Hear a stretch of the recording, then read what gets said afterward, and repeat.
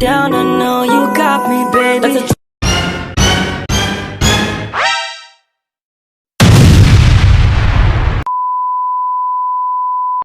Assalamualaikum warahmatullahi wabarakatuh. Perkenalkan, nama saya Selvina Syafa Farisa, NIM 2423210018, kelas 4A, PAI. Di sini saya akan memenuhi tugas ujian tengah semester pembelajaran Al-Quran Hadis di madrasah dengan membuat video. Silahkan ditonton teman-teman. Baiklah, sekarang kita lanjut ke soal UTS-nya. Soal yang pertama yaitu soal pilihan ganda dengan soal salah satu tujuan utama pembelajaran Al-Quran Hadis di madrasah adalah, jawabannya itu B. Karena tujuan utamanya adalah membentuk siswa menjadi insan kamil dengan akhlak mulia. Madrasah bukan sekedar transfer ilmu, tetapi pembentukan karakter. Lanjut ke soal nomor 2. Metode pembelajaran yang paling efektif untuk pembelajaran Al-Quran Hadis di madrasah seperti jujur, tanggung jawab, dan disiplin adalah, jawabannya itu B. Kenapa? Karena metode paling efektif untuk nilai kejujuran dan disiplin adalah keteladanan uswah hasanah. Karena nilai moral tidak bisa hanya didikte, tetapi harus dicontohkan. Lanjut ke soal nomor 3. Materi Al-Quran Hadis dalam mata pelajaran ini secara fundamental membahas tentang, jawabannya itu C. Secara fundamental, materi ini membahas pokok-pokok keyakinan atau rukun iman sebagai fondasi beragama. Lanjut ke soal pilihan ganda nomor 4. Pendekatan pembelajaran yang melibatkan siswa dalam pemecahan masalah atau diskusi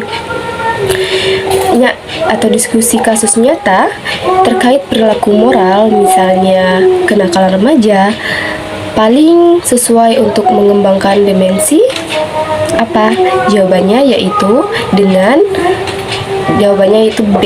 Dengan pendekatan diskusi kasus nyata sangat tepat untuk mengembangkan dimensi afektif atau sikap dan psikomotorik praktik siswa. Oke, next kita lanjut ke soal esai. Soalnya itu perbedaan esensial Al-Quran dan Hadis serta keterkaitannya dengan pembelajaran di madrasah. Baik, saya akan menjawab secara teologis. Al-Quran Hadis adalah kalamullah yang diturunkan kepada Nabi Muhammad SAW melalui malaikat Jibril yang bernilai ibadah saat membacanya. Sedangkan hadis adalah segala perkataan, perbuatan, dan ketetapan Nabi. Di madrasah, keduanya itu tidak bisa dipisahkan karena Al-Quran sebagai sumber utama yang sering kali bersifat global atau umum, sedangkan hadis sebagai bayan atau penjelas. Misalnya, Al-Quran memerintahkan sholat, namun tata caranya itu dijelaskan secara detail dalam hadis. Pembelajaran di madrasah harus mengintegrasikan keduanya agar pemahaman siswa utuh, tidak tekstual semata. Lanjut ke soal nomor 2. Lanjut ke soal esai nomor 2, yaitu metode pembelajaran inovatif selain metode ceramah. Sebagai calon pendidik, kita harus berinovasi selain metode ceramah. Berikut 3 metode yang saya akan jelaskan. Yang pertama yaitu metode contextual teaching and learning atau CTL. Ini metodenya mengaitkan ayat Al-Quran dengan realitas sosial. Contohnya dengan membahas ayat tentang kebersihan, lalu mengajak siswa memetakan masalah sampah di lingkungan sekolah. Yang kedua ada metode Project Based Learning atau PJBL, yaitu dengan siswa membuat proyek nyata.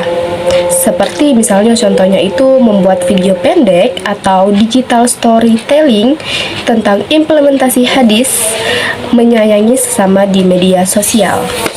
Yang ketiga ada metode role playing yaitu atau bermain peran. Contohnya dengan mensimulasikan hadis tentang adab bertamu atau berdagang yang jujur sehingga siswa merasakan langsung prakteknya. Itulah 3 metode inovatif selain metode ceramah. Soal yang terakhir yaitu soal 3 esai. Soalnya itu dalam konteks penilaian pembelajaran Al-Quran hadis, apa yang dimaksud dengan penilaian otentik dan mengapa penilaian otentik ini dianggap lebih relevan untuk mata pelajaran Al-Quran hadis dibandingkan dengan penilaian tertulis biasa?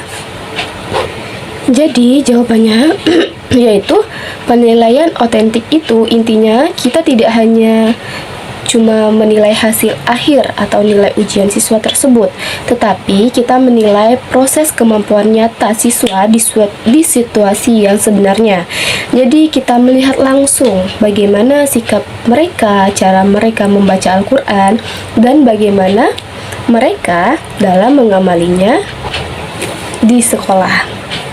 Jadi, kenapa penilaian otentik itu lebih relevan? Karena Al-Quran hadis itu adalah mata pelajaran karakter. Jadi, tes tertulis biasa hanya bisa mengukur hafalan, yaitu kognitifnya.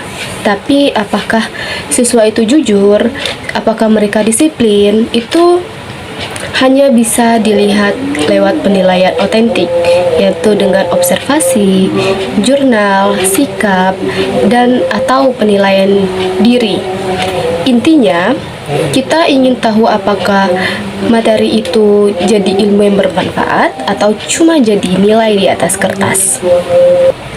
Jadi kesimpulannya yaitu penilaian otentik lebih manusiawi dan komprehensif karena menilai proses bukan hasil akhir. Itulah mengapa penilaian otentik itu dianggap lebih relevan. Baiklah, itulah tadi penjelasan dari saya tentang ujian tengah semester pembelajaran Al-Quran hadis di madrasah. Semoga apa yang saya berikan bermanfaat untuk teman-teman sekalian. Lebih dan kurang saya memohon maaf kepada Allah, saya memohon ampun. Wabillahi taufik walhidayah. Wassalamualaikum warahmatullahi wabarakatuh.